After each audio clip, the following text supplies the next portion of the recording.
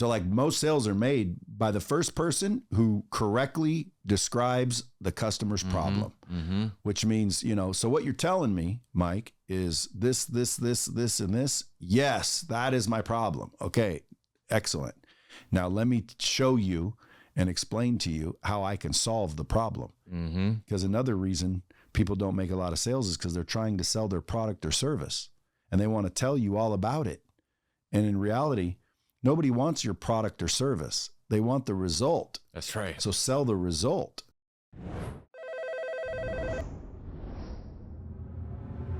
All right, guys, welcome back to another episode of the Closers Network podcast, where we dive deep with top performers in sales, business, and leadership. I'm your host, Mike Sadikian, and on this show, I bring you insights from the best in the game to help you level up and become a top performer in sales. Guys, I'm fired up to introduce our guest today. He is a seasoned entrepreneur, sales powerhouse, and a business mogul who's built and led multiple multi-million-dollar enterprises. But before he got to where he's at today, he dropped out of high school and had to learn things the hard way, hustling, failing, and ultimately mastering the game of sales and business. He's trained and influenced some of the top professionals and business leaders in the world, helping them scale their businesses to countless millions of dollars. In 1999, he found Lightspeed VT, the game-changing virtual training platform that has worked for some of the biggest names in the industry, including the great Tony Robbins and countless other titans. What's his mission? To get the knowledge from the people who have it to the people who need it. Guys, but he's not just a businessman. He's a father of 7, a husband, a philanthropist, an investor, an author, and a true leader. He's built an incredible network of high-level entrepreneurs and influencers. And there's one thing about him that stands out. He keeps it real and tells the truth. You might know him as the guy who drops bombs on a top 25 entrepreneur podcast in the world, Dropping Bombs, which also ranks among the top 100 business podcasts globally. With millions of followers across social media, he's one of the most raw and influential leaders in the business space, known for his no BS, straight talking approach to success. He's a best-selling author, a highly sought-after speaker, and a true master of sales, persuasion, and mindset. By the way, I should mention this. When I looked up the definition of cool in the dictionary, I happened to find a photo of him right next to it. Guys, please help me welcome the realest, the baddest, the one, the only, Mr. Brad Lea. Brad, welcome to the show. Thank you, buddy. Hey, I don't know if you know this. You're in Vegas, right? And you guys a lot of UFC events like the one we had last night. Did you know there's only 2 UFC fighters that Bruce Buffer has actually ever said the one and the only to? No. Any idea who they are? Maybe John Jones. Oh, that's one of the 2. That is absolutely one of the 2. It is John Jones. And I would say the other one is probably Conor McGregor. Damn, that's exactly right. That's 100% right. It is John Jones and Conor McGregor. That's freaking cool that you knew that. That's awesome, Brad. Well, hey. Oh, I didn't know that. I guessed that. That's awesome. Because when you put the one and the only, that just means the elite of elites. That's right. That's right. Well, I appreciate you, Brad. And I'd love to kind of start with, understanding a lot of people who are coming from different backgrounds of life, different challenges. You've gone through a lot. You've dropped out of school, high school. For you, do you have like a defining moment where you shifted your mindset and got yourself on this path to success? Is there any defining moment that you had, whether it was during or after high school? Well, I think it was when I went and did a hard labor, manual labor job, and I realized what life was going to be like if I didn't. So I was about 17. My dad, my whole blue collar family was telling me just get a real job. Mm-hmm. And so I listened and I went out and applied at the Forest Service and ended up getting a job fighting forest fires in the Pacific Northwest. At least I thought. Mm-hmm. So then I showed up the first day, and instead of being this, cool firefighter, I pictured myself, wearing a flannel shirt with an axe over my shoulder and a freaking wolf by my side. But I ended up, being what's called a piss bag operator, which is literally carrying a 50-pound bag of water on your back and squirting the stumps that were still smoldering. So the real firefighters didn't have to come back and put out another fire. So I was just a grunt, right? And so after about 2 or 3 days, I got poison oak on my arm, just a little quarter-sized patch of poison oak. And I went into the supervisor and I said, hey, look, I got poison oak. I'm going to have to take a week off. And he opened his shirt up and his whole body was covered in it. Dang. And he said, that's part of the job. And I thought, well, you can keep this job. So I just decided to quit. And then the next day I knew I was letting everybody down because I just got the job and everyone said I was retarded for quitting it. And so I opened up a newspaper and saw an ad for selling cars. So I went in and applied and got the job. And within, a month, I made more money than anyone in my family. Plus, after the third day I was there, they gave me a Trans Am as a demo to go, just got a car. And I just thought to myself, well, these guys want me to have poison oak. These guys want me to have a car, and that was it. I knew sales was for me and manual labor was not. And coincidentally, for a lot of listeners, people listening to your podcast are probably already in a position to receive commission. But when people come to me and they're asking, how do I succeed? How do I, because I guess I'm a, example of, succeeding. Mm-hmm. Well, because in my mind, the reason I hesitate is because I don't think I've really succeeded yet, but I'm on my way. But you have to be in the position to receive commission. There's a lot of people out there with a shovel in their hand or an apron on or, a clipboard in their hands and they're paid a salary.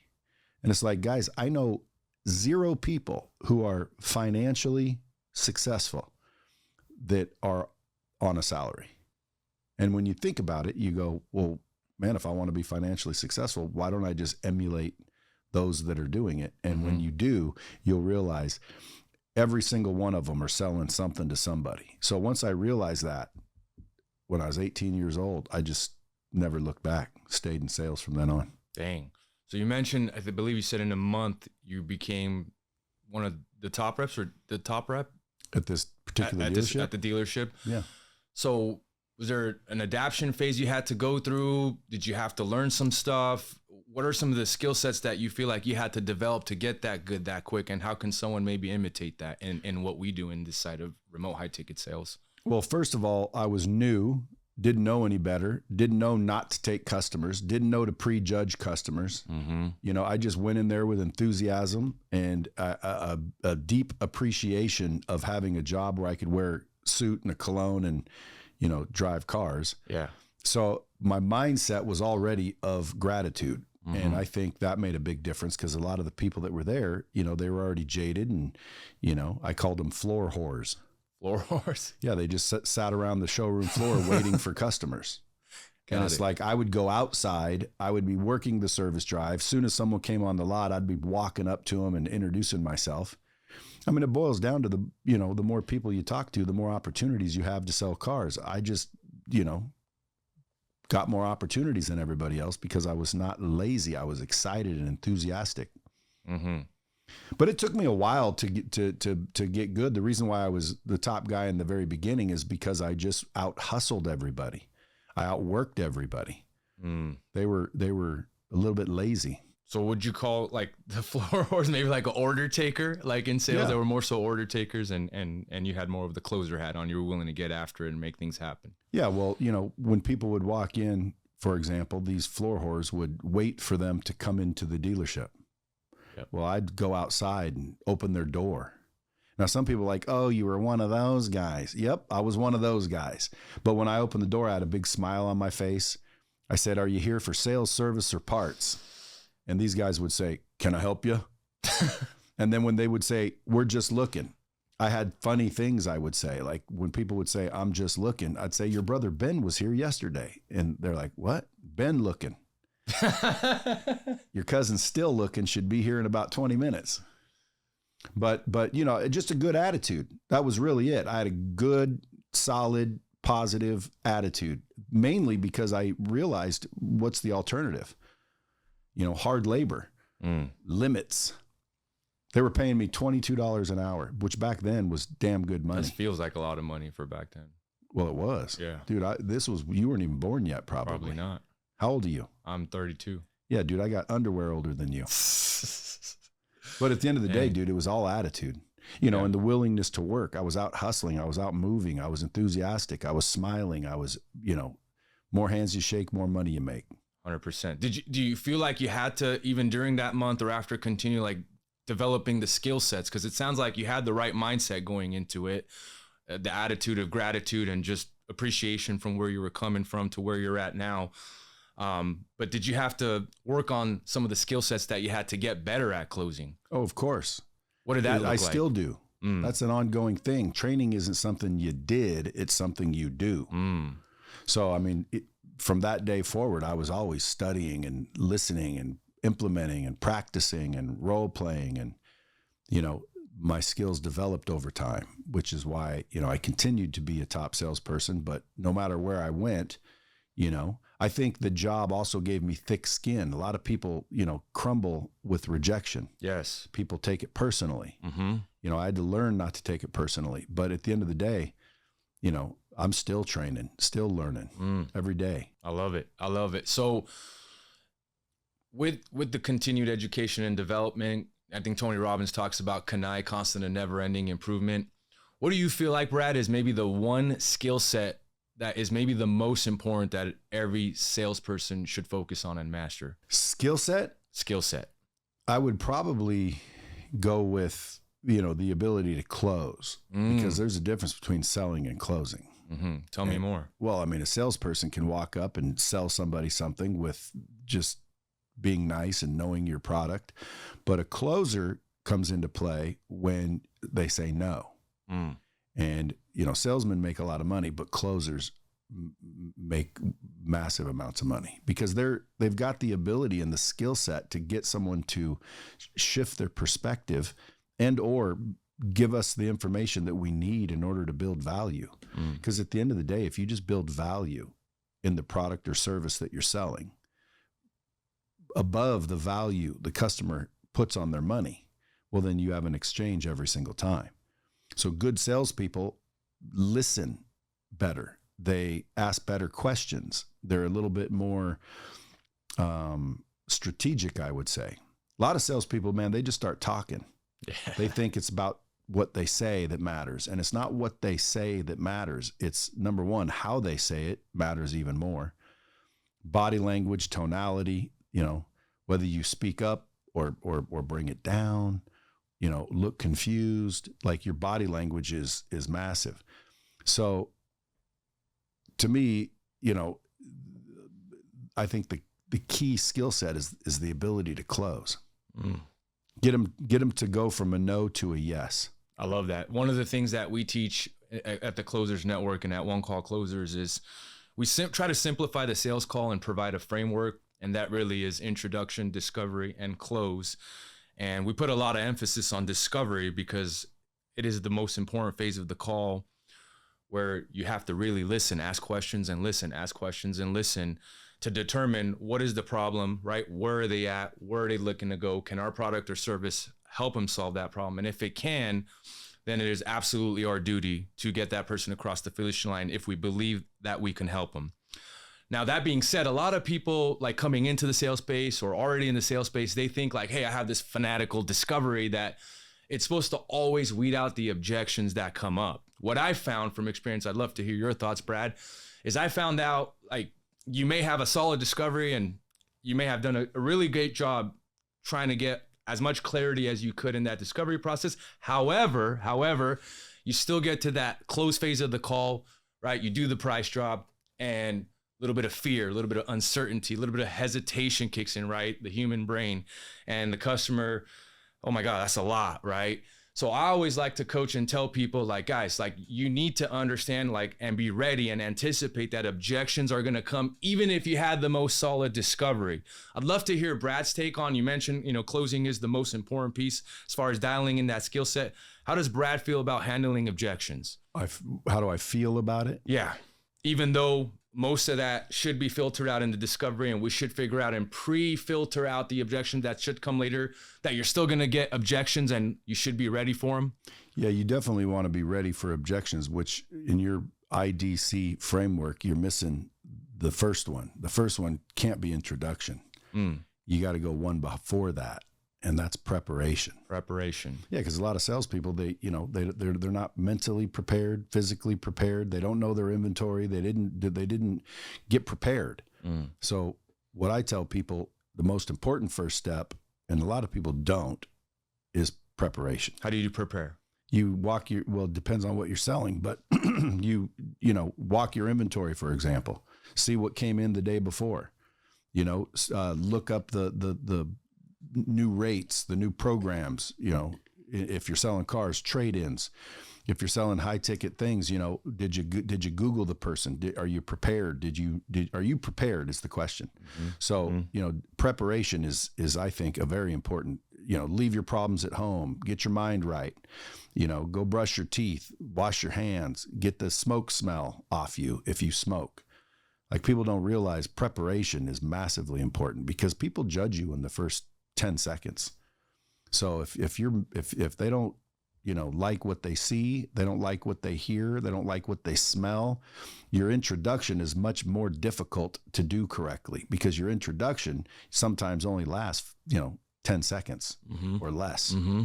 So absolutely, I'd say prepare before you introduce yourself. But what was your question? How prepared someone should be ready to handle that objection, right?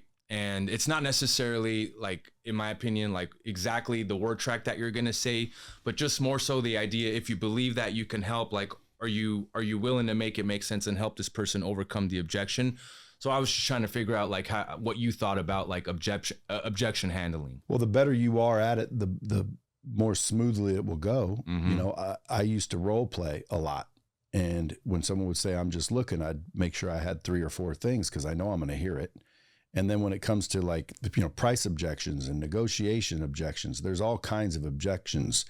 So the best way to handle objections is before you get them, and that could be your presentation. So while you're presenting, you can pre-frame objections that you anticipate by saying it in advance. That's right. So, like, a lot of people think this is too expensive, but the truth is, price versus cost, or whatever your technique is, to where you basically pre-frame that objection. So now by the time you do present the offer, that objection doesn't come up. So pre-handling objections is important.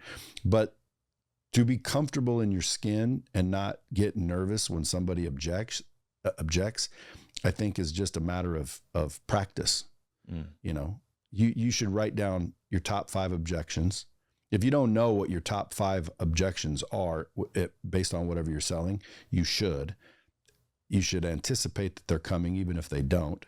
And then you should be able to answer quickly 3 or 4 different ways for each one. And then again, once you start writing down all your objections, you'll start to realize, even though they're said differently, you're only getting the same objection every single time. Mm-hmm. And then that'll help you, start to pre-frame in your you call it discovery, I call it fact finding, but same thing, intel gathering. Mm-hmm. Because that's where most salespeople screw up. They don't ask the right questions. They don't ask enough questions, and then they're not listening to the answer. Yeah, that's right. That's very powerful. Appreciate you sharing on that. One thing you said that really stuck out to me was you got to leave the baggage at home, right? And so today we're dealing with ABC problems. Tomorrow you're going to deal with XYZ problems. In my opinion, life's just always going to be filled with problems. But I feel like a lot of people struggle with that and have challenges leaving the personal things at home and being single-minded focused when they're in the game at work. Do you have any advice you can give someone to be able to leave that baggage at home? Well, I would say look in your bank account. If it's not what you want, well, then that should be the motivation to do so, because everyone has an energy, right? So when you approach a salesperson, 9 times out of 10, if you're the customer, you already have your guard up. Most people automatically assume salespeople are, trying to get their money. That's right. Lying. That's right. Do whatever they say. They're selfish. They're in it to get a sale. Mm-hmm. Well, you can shift your energy just by this much if you just stop trying to sell them and just start trying to help them. That's right. Just help the person. If you can't help them, it's okay. But how do you know if you can help somebody?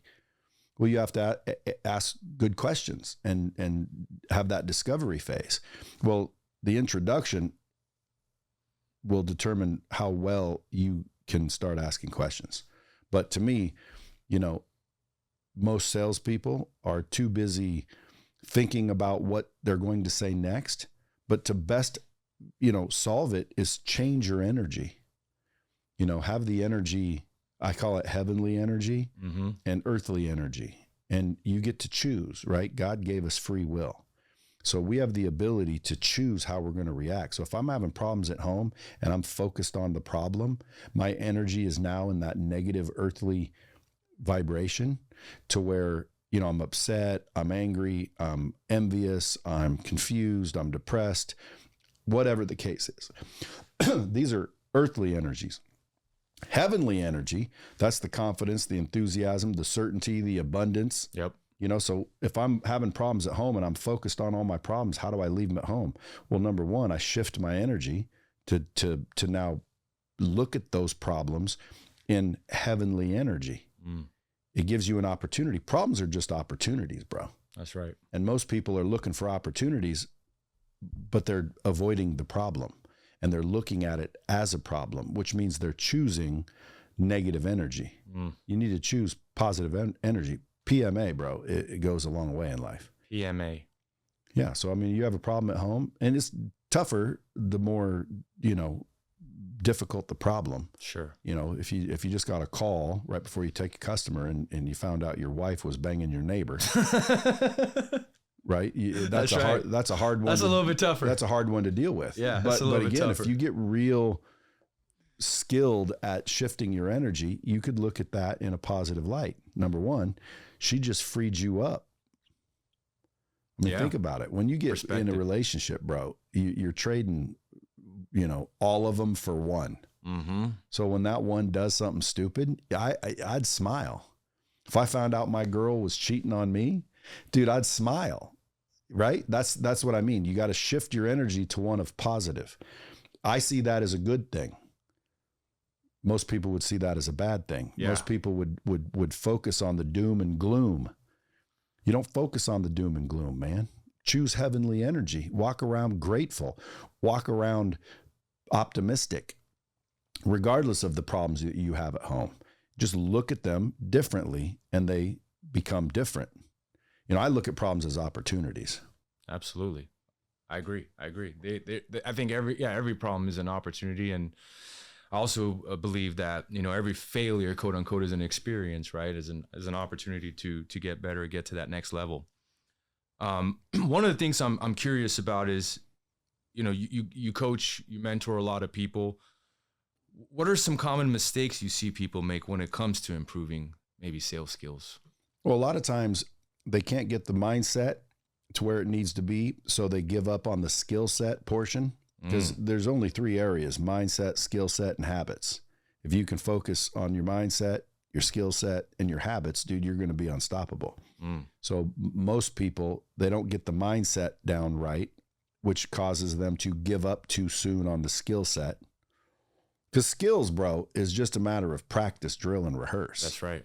I mean, anyone can get good at sales. Introvert, extrovert, doesn't really matter. You can get good at sales. You can get good at closing, communication, building relationships, you know, personal branding, which is a big one. I don't think enough people understand the value of building a big, massive following on social media.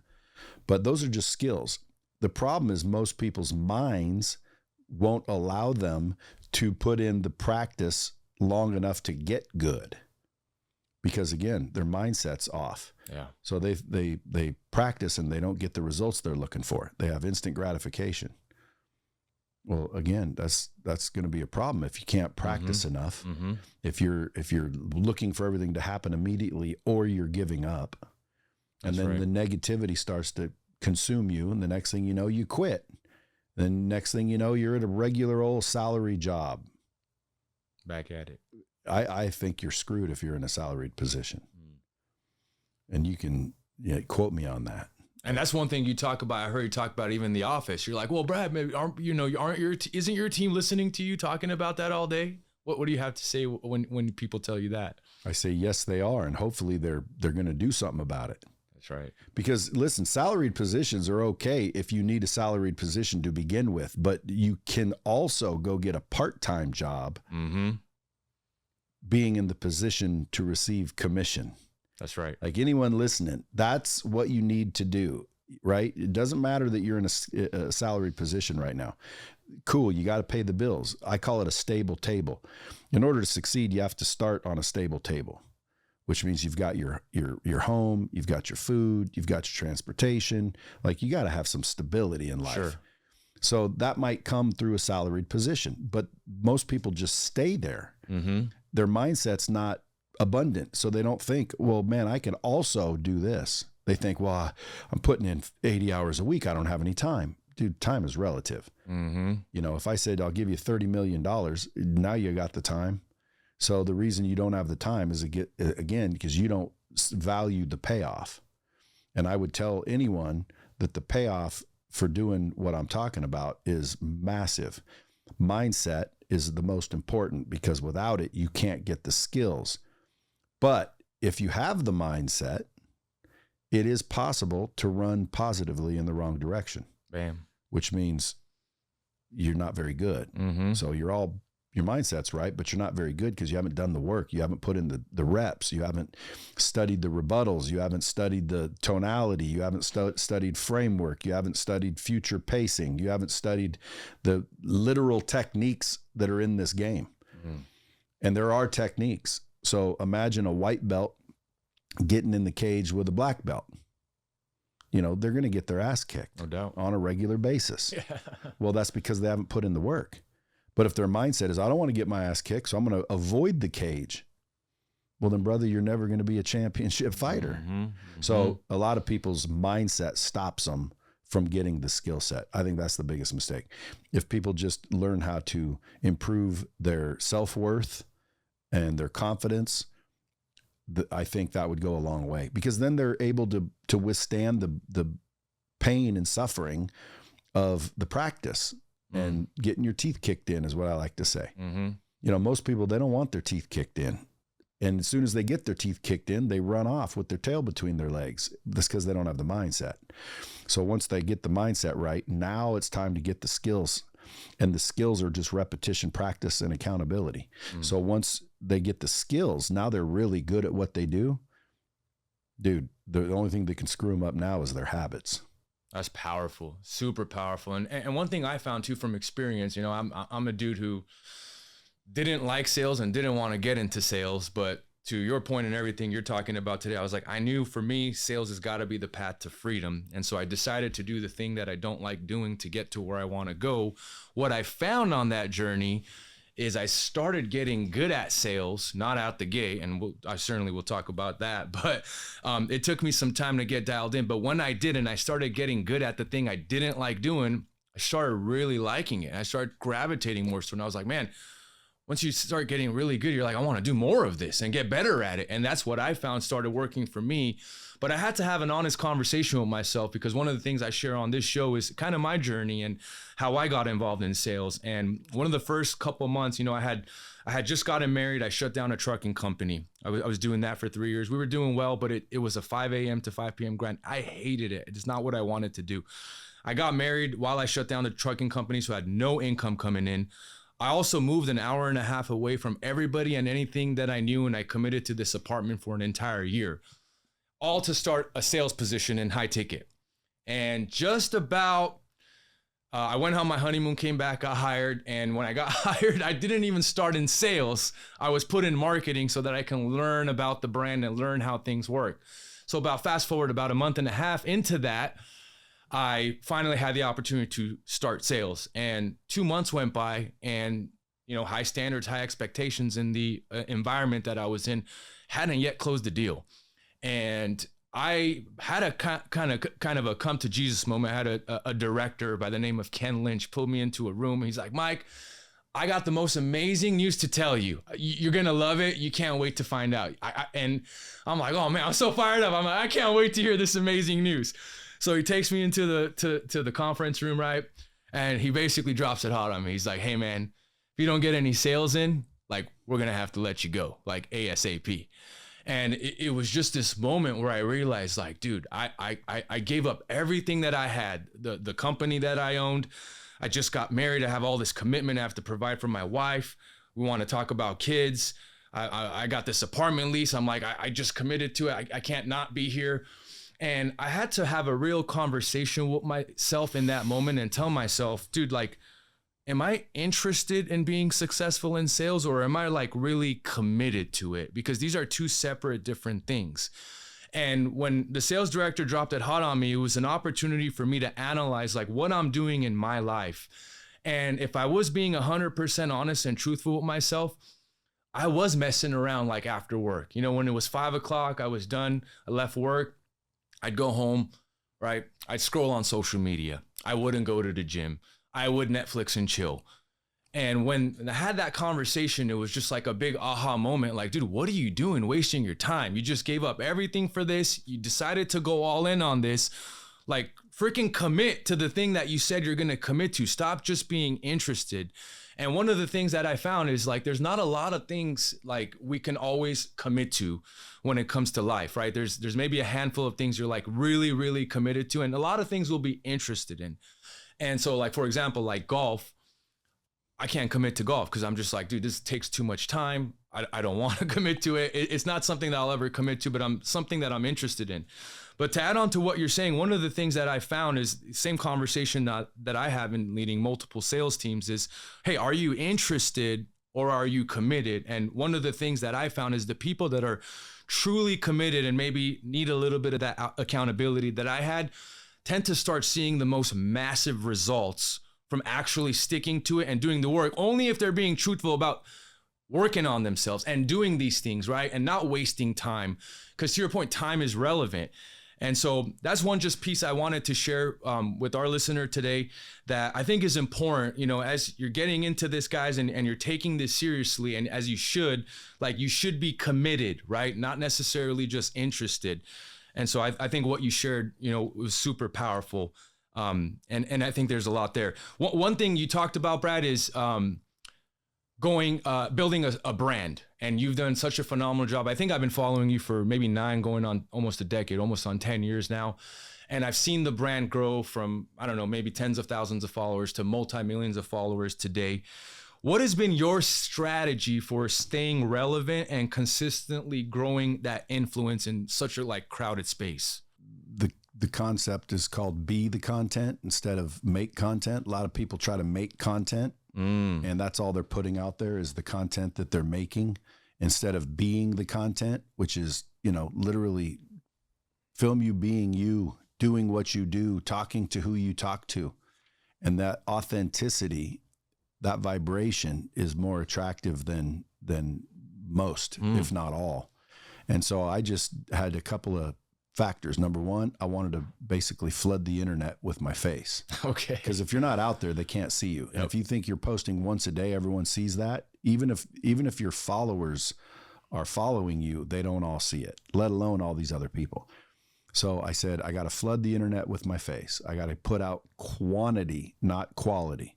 Quantity. Yeah. So when I first started, you know, I couldn't come up with enough ideas to create enough videos to put, you know, it was always advice, you know, hey, you know, when you do this and when you do that, and, you know, don't worry about this and don't worry about that. Well, that's what's noisy. Everyone has their opinions and their advice, and most of them are full of shit anyway.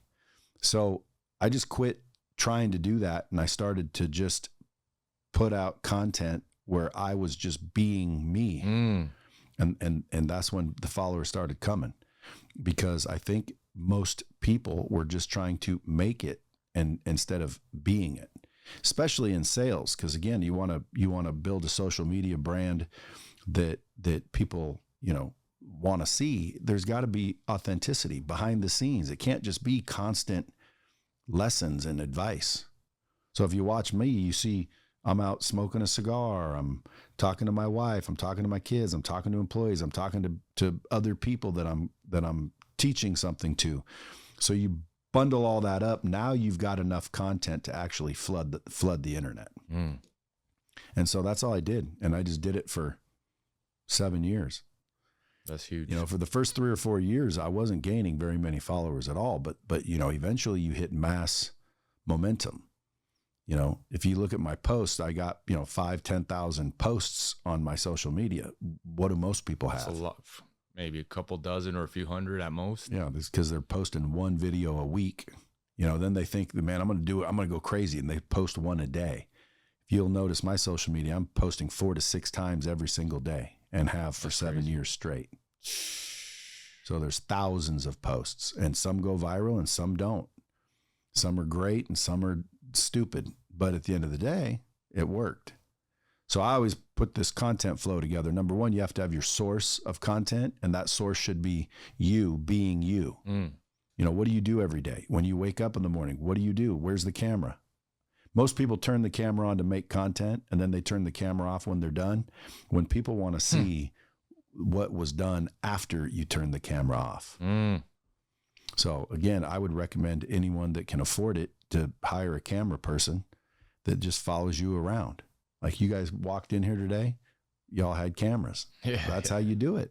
And not only that, but like as soon as you leave, the cameras are off. You're Ubering over to Hormozzi's or whatever you're doing next. Yeah. Dude, that's the footage that your cameras aren't on that should be. That's right. The talk after this, the real talk. You know, hey, I like what Brad was saying here, but man, he's full of shit here and there. That's the shit that goes viral. Why? Because now I see it and then I comment on it and then someone else comments that you're wrong or I'm right or vice versa. And then the engagement kicks in and then the algorithm says, well, man, if there's people engaging with this content, let's show it to some outsiders and see if it still gets the engagement. So the algorithms kick in. Next thing you know, dude, you got people arguing in your comments. One time I said when it turned 2025, I put out a meme and I purposely put 2024 so everybody would comment that it was 2025. There's like 3,000 comments arguing over whether I did it on purpose or not. That's so funny. And again, I did do it on purpose. Why? Because I knew someone would correct it. It's 2025 there, Chief. Then someone goes, I think he knows that. Clickbait. Yeah, this guy's always doing this. Next thing you know, the algorithm kicks in. It shows it to a bunch more people. It's doing its thing. Yeah, but building a social media brand in sales is like putting nitrous in a race car. I mean, dude, I can pull out my phone and get hundreds of people to inbound be interested in whatever because I have that following. And now you can launch companies. You can freaking, put attention where it needs to go. And really, I mean, sales is about opportunities, right? So how many opportunities you get is going to be based on who knows you. So if like me and you had a sales competition, I'm going to crush you because I'm going to pull out my phone. I'm going to leverage social media and I'm going to crush your ass for one reason only, even if I'm not as good, because I have more opportunities. That's right. So if you take a killer sales guy with 10 opportunities and you take an average sales guy with 1,000 opportunities, the average guy is going to beat his ass every day, which I try to tell people that it's more hands you shake, the more money you make. You have a broadcasting station in your hand. This is a TV network, but you don't have a channel and you're in sales when it's all about relationships. Better wake up. Better wake up. Better wake up, man. That's because right now it's free, dude. Yeah. It's not going to be free forever. I don't think it is either. It's already starting not to be free. Like, dude, I mean, now they're suppressing you because they want you to pay some money to get some exposure. Like, dude, it's going to get worse and worse. And I'm telling you, man. They're doing that across like multiple different platforms. Yeah. That's wild. Yeah. So, I mean, like eventually it's not going to be free. Right now it still is. So for the next 2 years, if I were in sales, I would be taking out my phone. Every time I'm with a customer, I'm filming it. Every time that customer leaves, I'm watching that footage to get better. Listen to what I said. How did I say it? What was my tonality?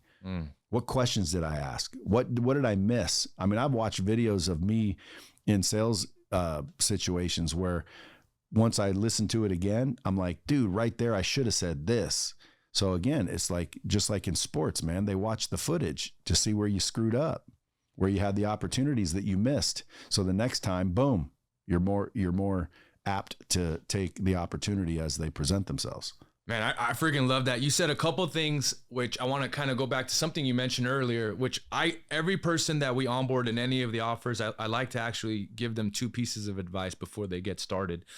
And number 1 is, we talked about earlier, is less is more, right? Stop talking, right? Get the prospect to talk, and don't think like you have to just jibber jabber just to get a product sold, and just less is more. And then the second piece of advice that I give, and I tell people, if you want to get really advance in this game really quick, is you got to go back and watch your own calls, right? The game footage. Because what I found is it's very uncomfortable, but I think it's one of the most powerful things you can do, because it does kind of put yourself on the spot like that. And you catch those things in those moments you otherwise would not have when you watch that footage. And then at least, now next time, dude, this is the one thing I got to do different, right? And focus on that. So I love that you said that. I think it's one of the most important things any existing closer, any new closer can do. It's one of the most uncomfortable things, but it will help you progress, in my opinion, and help you get to that next level very, very, very quick. Brad, one thing I'm curious about is I would love to know if there's a belief that maybe Brad has held for a really long time that maybe recently Brad changed his mind about. I do that often.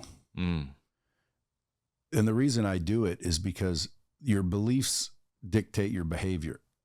And if you don't have everything you want, it's probably because you don't know what you need to know, or you don't know who you need to know. So I always seek information every single day to get better and to change my beliefs. So, I think it's critical to seek information so your beliefs will change. But when you ask, what's the most recent, it's hard to say because I just do it so often. Yeah. I thought businesses were sold on profitability, but that is incorrect. Some businesses are, but some businesses are sold by revenue, like your annual recurring revenue. So that's just recently, like yesterday. I'm like, what? You kidding me? I've been spending 20 years trying to make money when in reality, all I had to do was make revenue, because there's a difference. Well, when you say revenue, you mean the recurring revenue, not gross revenues in the business. No, those are, those multiples are not as big. The recurring revenue, the ARR. ARR. Yep. Yeah. So, that's just something new, but I think about things all the time, and, I change my beliefs, as I get new information, and then I go test it. And then, if it proves to be true, I'm open-minded. That's another thing salespeople need to do, is like be open-minded. That's right. When I approach a customer, I'm not looking to sell them anything. Like, that is not my motivation. My motivation is not to pay my rent or make money. My motivation is to help. So I'm not really a salesperson. I'm a help person. So when I approach somebody, my energy is a little bit different than most salespeople. Most salespeople, they want to make a commission. They're on the phone. They're nervous. They don't want to blow the deal, which they don't even have yet. Like, they're worried about blowing something they don't even have. That's right.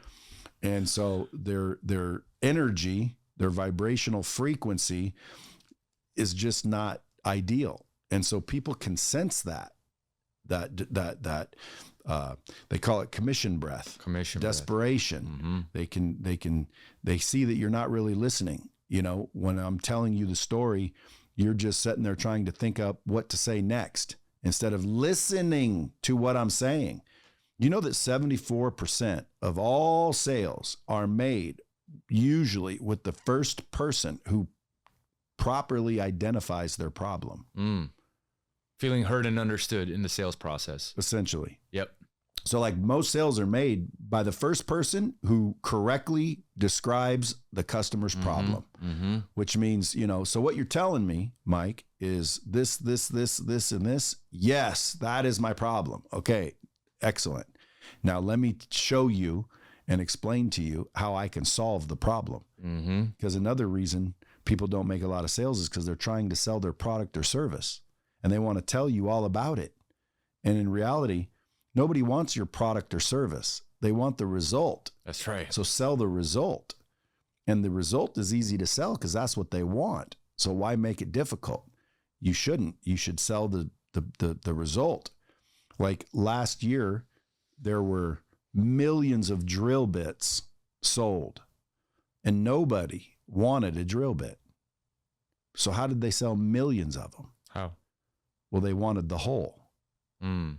So I always tell people, sell the hole, not the drill bit. You know, this drill bit, it's diamond plated and and they're just talking. When in reality, well, first of all, let me see if I can even help you. That's right. I'm not looking to sell you anything. What's the problem? Well, I need these holes. Oh, well, let me talk to you about the hole. You know, sell the hole, not the drill bit. Love it. You know, hookers got that part down. Yes, they do. Yes, they do. I love what you're saying about sell the benefit, not the features. It's something we talk about and preach and train around all the time. And one of the most important things I talk about in the sales conversation is, you know, before getting from that discovery to the close phase of the call, like I always like when closers do a strong recap to make sure that they really understand this person's problem and make sure we're on the same page. And one of the greatest things when I was just doing sales full time, I realized I was really good at listening. I got good. I wasn't really good out the gate. I got really good at listening.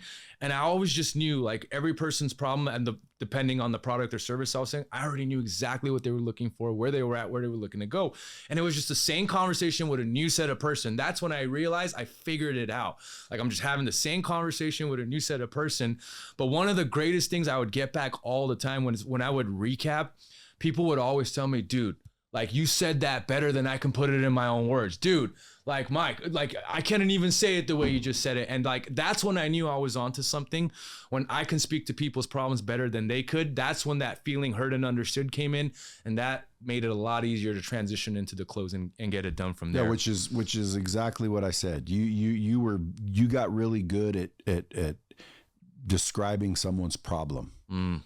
And they would tell me, you said like, dude, you're doing it better than I could. You're putting it better than I can put it in my own words, which was crazy. And not only that, people buy with emotion. Yeah. So some salespeople, they don't bring emotion into it. Mm. You know, so when I say to you, for example, so tell me what your problem is, and you're like, well, this is the problem. And how does that make you feel? Well, you know, it frustrates me. So what would it feel like if that problem were no longer there? What benefit would there be? Oh, are you kidding me? I'd be able to do this, that, and the other thing. Mm-hmm. And how would that make you feel? Oh my God, that would be the greatest thing on planet Earth. You know, so you're bringing that emotion into it. Most people don't. They're like, so your problem's this? Yeah, pretty much. Okay, well, let me show you what the answer is. You know, and the person hasn't even properly brought the emotions into it. That's right. It's one thing I just wanted to add on this, and then I got a couple more questions for you and we'll wrap it up. The other day I got a cold call, and every now and then again, I used to do a lot of cold calling in real estate. So I like picking up these cold calls, have a little bit of fun. And it was a recruiter calling me. And she's like, hey, Mike, I know you're doing this with one call closers. And I got someone that, you know, made $150,000 last year and is, you know, I can get him over to you. And I was just like, well, hey, you know, I appreciate the call, but, you know, like, we got 18,000 people that applied to work for us last month. Well, no, hey, Mike, but like, she had like, did not hear at all what I said. But like, hey, Mike, are you sure you couldn't use like this one person that's like making 100? I'm like, did you not just catch what I said? I had 18,000 people apply to work for us last month. And then she just hung up the phone, you know? And so it was just funny because it's something where people are so trained to just like, especially in cold calling, it's a little bit different, but they just don't listen, man. They just don't listen. And so it's so powerful to everything we're talking about. I think so beneficial for our listener today. Let's give them a real quick a test. Yeah. I always have a quarter, a dime, and a nickel. Okay. And I say, listen, Bob's mom had 3 kids. The first one is Demetrius, and I'd hold up the dime. The second one is Nicholas, and I'd hold up the nickel. And then I'd say, what's the third one's name? And I'd hold up the quarter. You know it? No. I'll say it again. Say it again. But this time, listen. Okay. Bob's mom has 3 kids. The first one is Demetrius. Okay.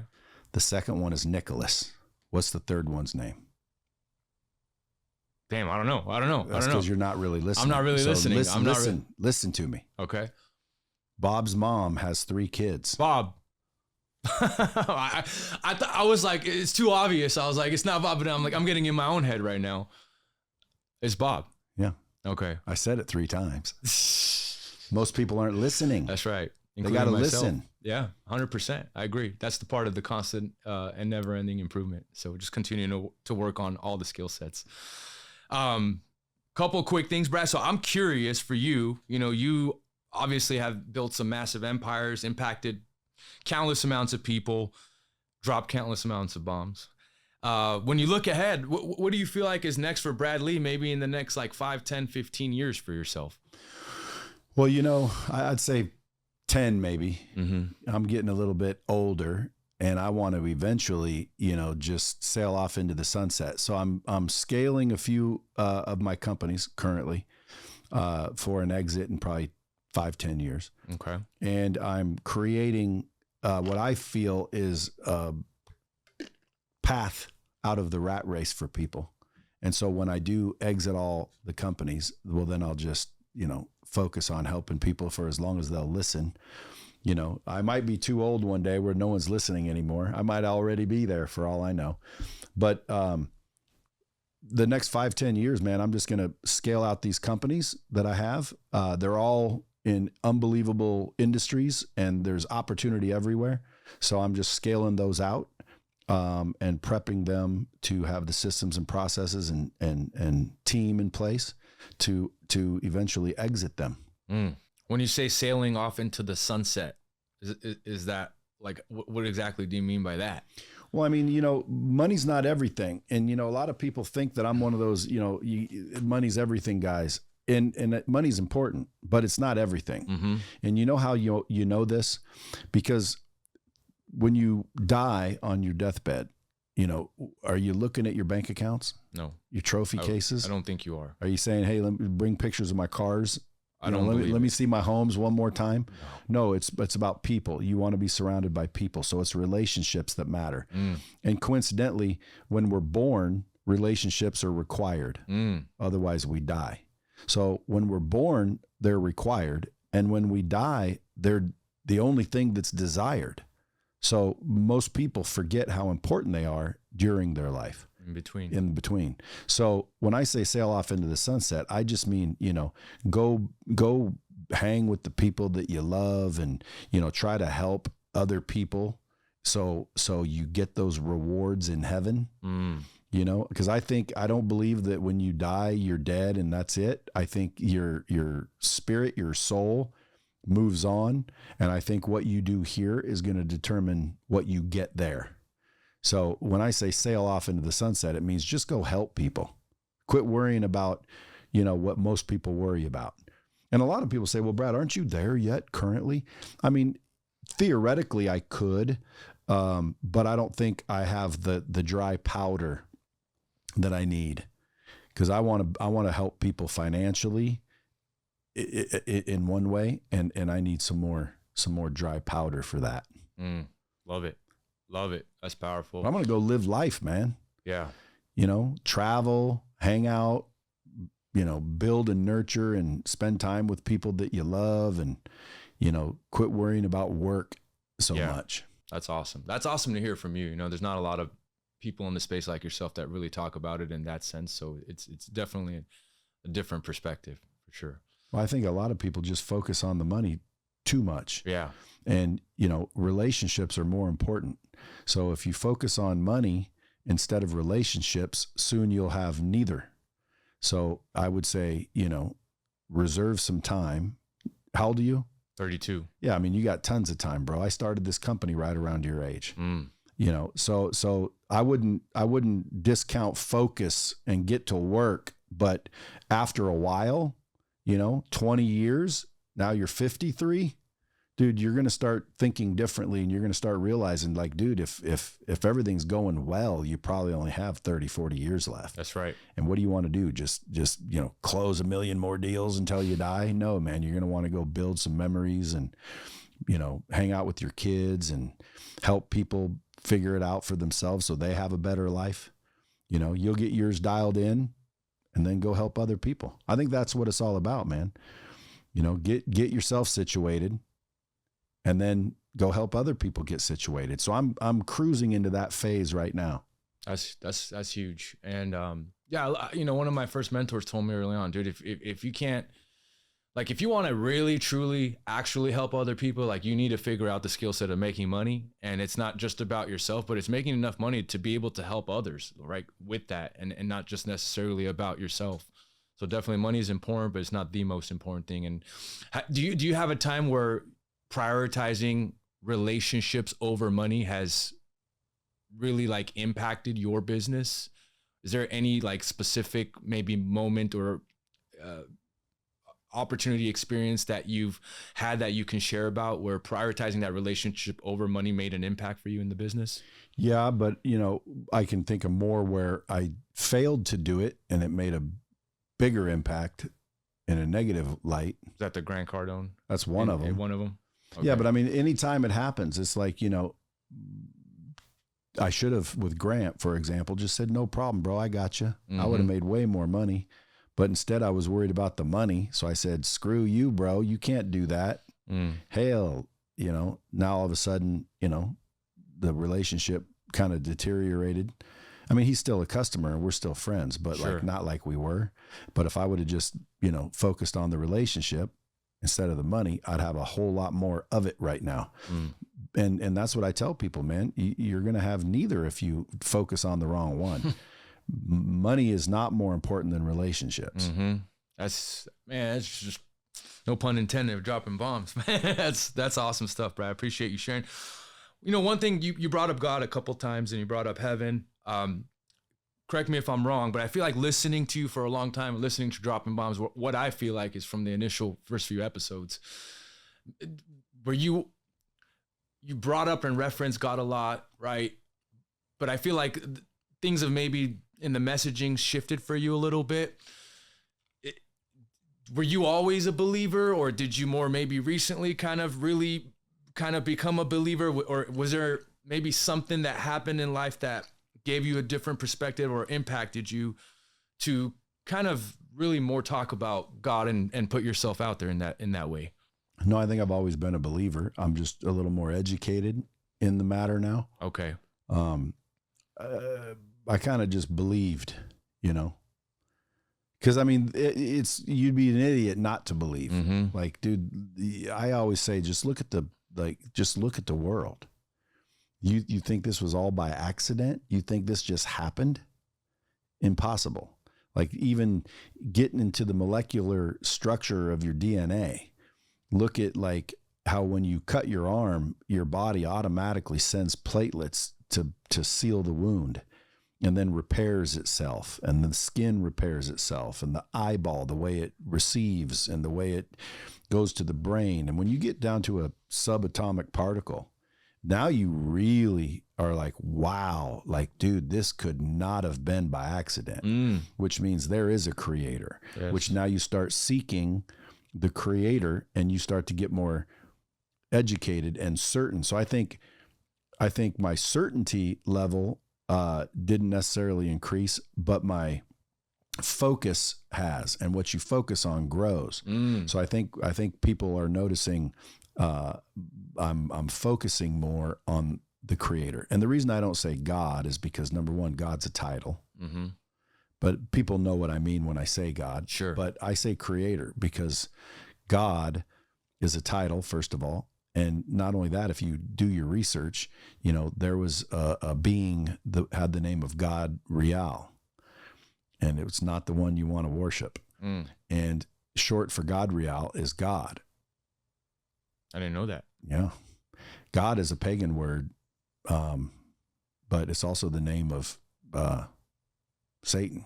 Interesting. So I don't really say God. I don't like to say God. I like to call him by his name.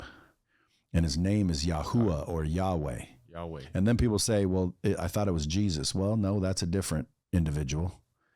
And his name was Yahusha. So I don't run around thinking you're going to hell because you say Jesus. You know, I think there's power in that name as well. But I think it's the faith that you're putting into the name that has the power. It's not the name itself, because his name wasn't Jesus. It was Yahusha. So if you said, what did the creator call him? The creator, Yahuwah or Yahweh, called him Yahusha. So it's Yahuwah and Yahusha, which coincidentally means that the creator is salvation. Yah is salvation is literally what Yahusha means. So Yahuwah is the creator. Yahusha is what people call Jesus.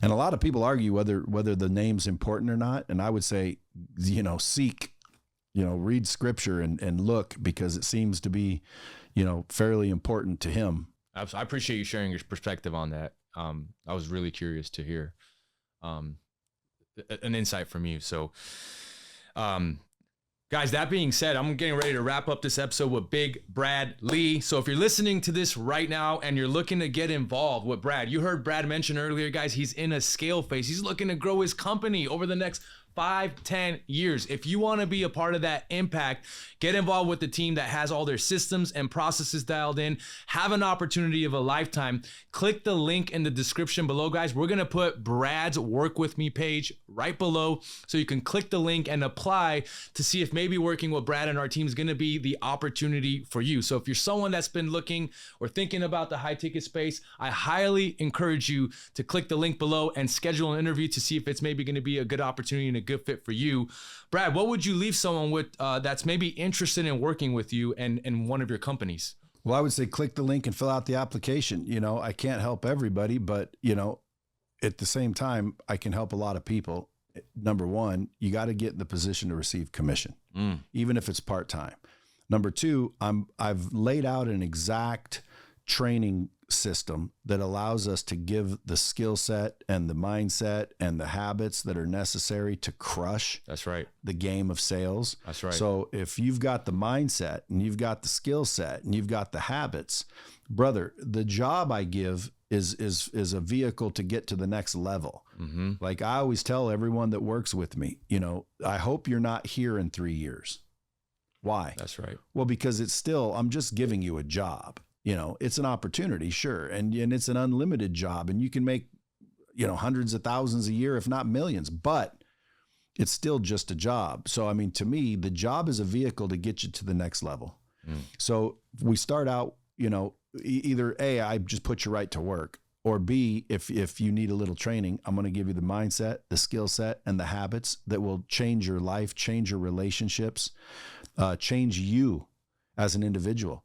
A lot of people that kind of go through the training, they realize that they don't even, once they've gone through it, they don't even want the job. We've had a ton of that. Yeah, because they came for the job, and then once they get trained properly, they realize they got a lot more ability than they thought. That's and now right. They can go build the life they want. Yes. So when people call and they're like, I want a job, it's like, cool, I'll give you one as long as you graduate the training or you're qualified, either one. But to me, it's not about the job.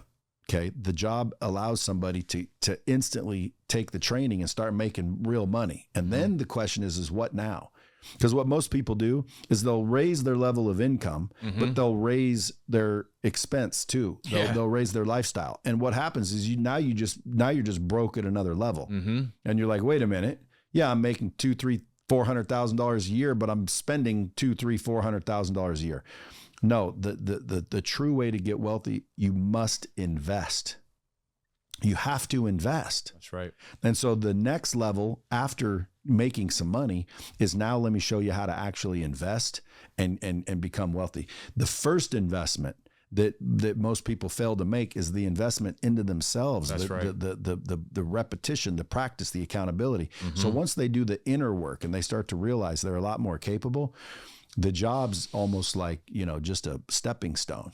But yeah, I mean, if people are out there listening and they want to come to work with us, dude, I've got all kinds of companies, software, but they're all in a position to receive commission. That's a fact. Why? Because, dude, you must get into a position to receive commission. You don't have to be full-time, but you have to put in some time. Yes. But if you put in, 5 hours versus 50 hours, it's just going to take you probably a little longer. But no matter what, anyone listening to this that isn't making, some decent money, brother, I would say stop what you're doing, especially sister. Yeah, I was going to say, don't forget the sister now. Yeah, because, dude, there's so many females in the world that are just not in sales because they think it's a male-dominated space, when in reality, dude, women crush it even harder. I think they're the best closers. They are. They're deadly. They're what I call fire-breathing dragons. And I call anyone that's badass fire-breathing dragon, not just a female one. But, dude, I would highly encourage women to definitely fill out an application, because they're just so that they're just the potentials for them. And dude, they think it's a male dominated space because it is. Like, dude, let's level the playing field. Yeah. Let's make it where there's freaking everybody's winning. And that's my goal, dude. Listen, I want to show everybody how to get out of the rat race. If I can drop out of school and end up having multiple 8-figure companies, some going on 9 figures, with no formal education, all I realized, and it took me a long time to learn these, is the mindset, which we can teach them exactly what to do, exactly what to read. We teach them the skill set, which in my opinion is sales and closing, personal branding, communication, marketing. When you said you got put into marketing first, dude, you don't realize it, but that was a blessing. Yeah. Because again, marketing's senior to sales. Most people don't understand that. Because again, you take a great sales guy, badass, top sales guy in the world, and you give him 10 opportunities versus an average one with 1,000 opportunities. The average one is going to crush the good one. Well, the 1,000 opportunities versus 10, that's marketing. That's having a great understanding of how do you get in front of people. You know, then we raise your confidence to where now when you're in front of those people, you don't feel insecure. You don't feel scared and nervous. You know, you feel confident. And then that rolls over to your relationships. That's right. I mean, dude, I'm teaching people how to find love, love for themselves and love in the world. We've had some great feedback on that end as well. Come on. That's Come right. on. I'd say, listen, if you're scared, get a dog and go to church. If you're not, click the link, fill out the app, and let's quit talking about it and let's start doing something about it, because action is rewarded. Okay. Potential rides the bench. You want to play the game or take off the jersey and sit down. But listen, this is the opportunity for anyone who has any inclination that they want more, deserve more, and they know it. They just have never found the path to get it. Dude, I got the exact roadmap for you, and I'll even give you the opportunity. See, a lot of these people say, I'll teach you this, and then you can go make millions. And they teach you, and then you don't go make millions. Why? Because you didn't get the opportunity on top of it. So I'll give you the map, and I'll give you the car to drive, and I'll give you the fuel. All you have to do is put your foot on the gas. And if you don't put the foot on the gas and start the car, what can I do? I can't do anything. I told somebody the other day, made perfect sense. I said, bro, I built the ladder out of the rat race. If you really want out of the day-to-day grind, there's the ladder. And they're like, oh, I'm not sure. You know, that's doubt, bro. You know, the devil will put doubt and fear into your head. He will distract you with instant gratification. He will surround you with negative people. He will fricking give you a victim mentality, so you blame everybody else when the answer is you. Damn. Number 5, he'll keep you comfortable. Dude, you got to get uncomfortable. He'll make you plan everything rather than take action, when action is what's rewarded. He'll erode your confidence. He'll erode your confidence. He'll whisper things to you to make you doubt and be fearful of other people's opinions, and what if I fail, and blah, blah, blah, blah, blah. So he'll erode your confidence. Then he will literally make you focus on the wrong things. And then he will give you bad habits. And then he will remove your sense of urgency. So if that's the map that the devil will use to keep you unsuccessful, the opposite is the way to be successful. Get a sense of urgency. Okay. I could say, click the damn link, like quit thinking about it and just do it. What's the worst that can happen? You're not qualified. Well, I got training if you're not qualified. Okay. So there's no reason you wouldn't just get a sense of urgency. Start replacing bad habits with good ones. Do you know what the good ones are? Do you know what the successful ones are? I got them all listed out. I've done years of research. I know exactly what you need to be doing on a daily basis to become a better human, a better father, a better earner, a better closer. So the habits, okay, that solves that. Focus internally, guys. That's where you should be focused, not externally. Build your confidence. We'll do that for you. We'll show you how to take action and quit planning everything. It might be a little uncomfortable, but that's where the love is, right? Love ain't lies, bro. And then we'll show you how to take responsibility. So get rid of the victim mentality.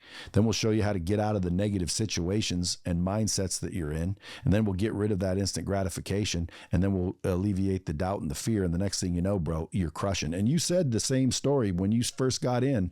You were all worried and scared, dude. The devil had you, brother. The devil had you. I didn't tell you the second part of the story, which is why I brought it up. I think this is the opportunity to bring it up. When I had the come to Jesus moment and the sales director dropped it hot on me, everything you just listed out about, man, I was comfortable. I was focused on the wrong things. I was doing X, Y, and Z. When I really started working on myself and actually doing the things that I said I was going to do and actually sticking to the plan and the structure that was set in place for me, guess what? Just a couple weeks after that, I set a freaking company record, slammed a 5 franchise deal. Nothing of it had been done of its kind at the time. And I just shattered a record, and it was like, it was the greatest thing. And then after that, I was just on a freaking roll, man. But because you built a little confidence. That's right. You started to get momentum. Exactly. And dude, you know what it started with? There's one thing it started with. You might call it what commitment, is that? But do you know what it was? Intention? A choice. A choice, dude. People have to make a choice. Do you want it or don't you? And people overlook the power of choice. Now, if you show me a guy with a crappy life, I'll show you a guy with crappy decisions. Okay. And when you look at the gift that we're all given, the gift of free will, and free will is just the ability to choose. So that is the power. So you have to use the power or nothing happens. Imagine if I gave you an Xbox with all the games, all the skins, all the cars, all the weapons. I unlocked every level. Everything was there. I got you a big screen TV the size of this. I gave you everything, dude. Speakers, surround sound, headphones, everything was there. Like, dude, you have every game with every level. You're excited as hell to play. You can't believe the good fortune. And then you look around, there's no controller. What would you do? What can you do? Well, some people start to get all pissed off, like, oh, it's worthless. You know, this whole thing's worthless. Well, if you think about it, all the things you were given is your life and your opportunities. Okay, but you don't have a controller. Well, where's the controller? That's your mind. That's why the mind is so powerful, because it gives you the ability to make choices. So if you're listening to this, turn the controller on. It's right in your hand, and make a choice to take a step forward, and then take another step, and then take another step. And don't worry, scaredy cats. You can always make another choice and stop. But at the end of the day, you got to choose. That's what you did, man. You chose. He dropped the bomb on you, and you said, that's it. I'm doing this. And you made a choice, and it made all the difference in 100%. The world. 100%. Guys, are you out there looking to play the game, right? Do you want it or don't you? Is kind of what I'm hearing Brad say. And so that's freaking so awesome, Brad. I appreciate it. Thank you so much for the time. Thanks for allowing us to do this. And hopefully we can do it again. But guys, if you're out there right now, and again, if you're looking to play the game at the highest level you can play the game, make sure you click the link in the description below. Schedule a call with the team, guys. Get on that interview. See if you're qualified or not. And we hope to see you on the other side. Brad, you have any final thoughts you want to leave with our listener today? Be cool. Peace. See you guys on the next episode.